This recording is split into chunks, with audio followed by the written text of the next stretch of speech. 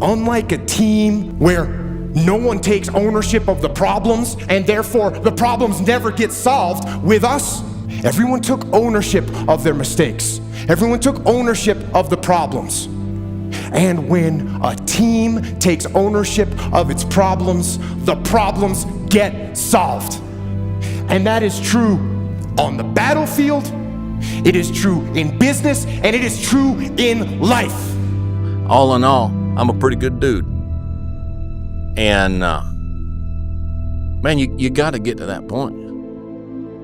Outside of arrogance, arrogance is pride mixed with ignorance. All right, that's the definition of arrogance. I'm not talking arrogance. I'm talking about, look, as a human being, I've failed at this, I've succeeded at that, I've wrecked this, but I've built that. And all in all, I've tried, and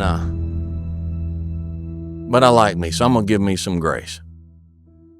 And it's as simple as that. I would buy me a cigar. Well, everybody, it's Groundhog's Day again for David Goggins.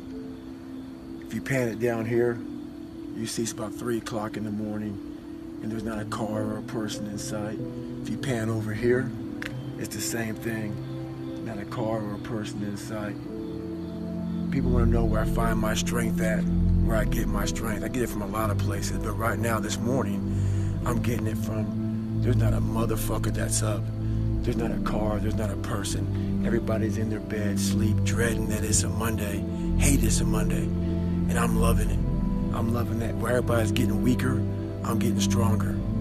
It's not about the running, the swimming, the push-ups, the sit-ups. It's about what those things do for your mentality. You don't get better on the daggone couch. You get better by coming out here and getting the fuck after it every daggone day. Stay hard.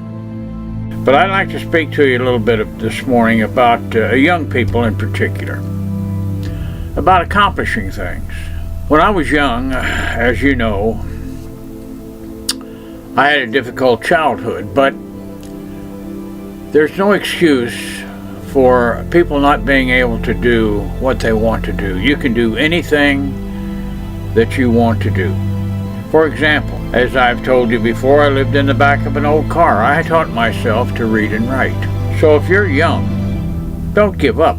Don't say the world is just against me. That's not true.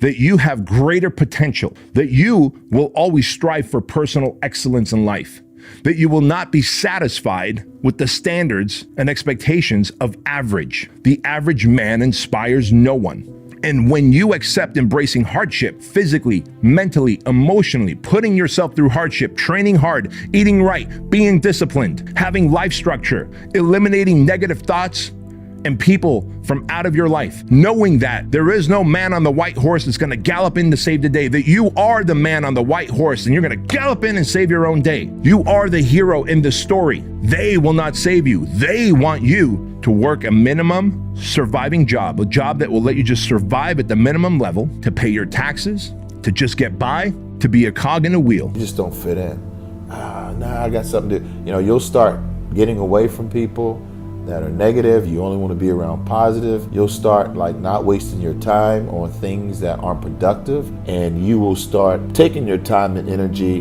and putting it into things that you enjoy doing that are productive for yourself. So once you find yourself, you will find your creativity and you will find the true purpose and what God created you to do. But first, you have to be willing to go through these sacrifices, these steps that I told you. Spend time alone, do things that you're used to doing, separate yourself, go on a nutritional program, eliminates the fat out of your diet. All of these things, be willing to sacrifice and things will come clear to you.